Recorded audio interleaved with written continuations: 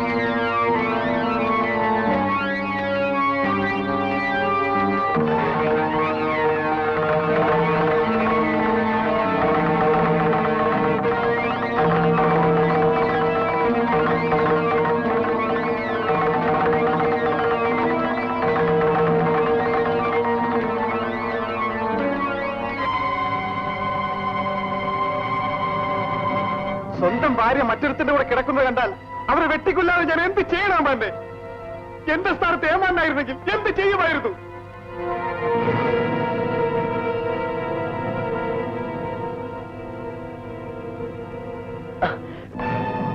ചേട്ടാ ഞാൻ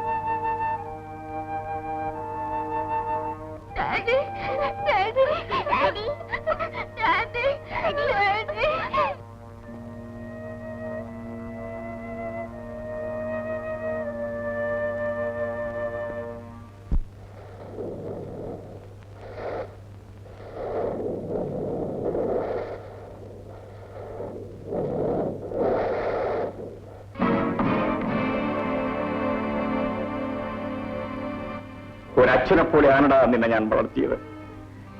എന്നോട് നീ ഇത് ചെയ്യരുതായിരുന്നു. പറയൂ, നീയും അവളും തമ്മിൽ ഈ ബന്ധം തുടങ്ങിയിട്ട് എത്ര നാളായി?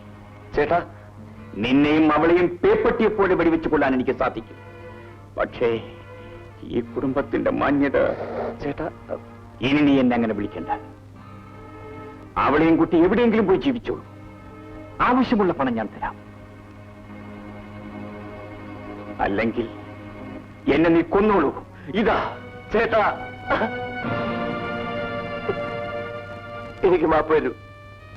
മാപ്പ് ചേട്ടാ, ഞാൻ തെറ്റ് ചെയ്തു പോയി. എന്നോട് ക്ഷമിക്കൂ.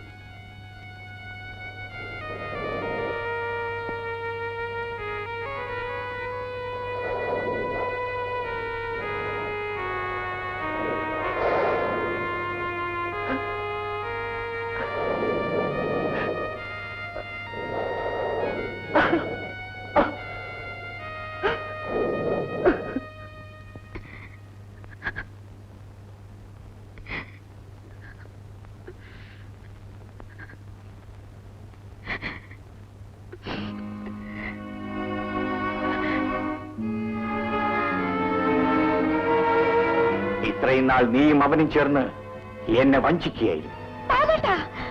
ഞാൻ നിരപരാധിയാണ്. അവനെല്ലാം തുറന്നു പറഞ്ഞ് സമ്മതിച്ചു കഴിഞ്ഞു. എന്നിട്ടും നീ എന്നെ മഠേനാക്കാൻ ശ്രമിക്കുകയാണോ? അവൻ എന്നെ സമ്മതിച്ചെന്നാണ്. അവനാണ് എന്നെ... സ്റ്റോപ്പ് ഇറ്റ്. എനിക്ക് കേൾക്കണ്ട. എല്ലാം എനിക്ക് മനസ്സിലായി കഴിഞ്ഞു. ഇല്ല ഇല്ല, ബാലേട്ട തെറ്റിദ്ധരിച്ചിരിക്കുക. ഞാൻ നിരപരാധിയാ ബാലേട്ട. നിരപരാധി? അതെ. നിന്നെ ഞാൻ...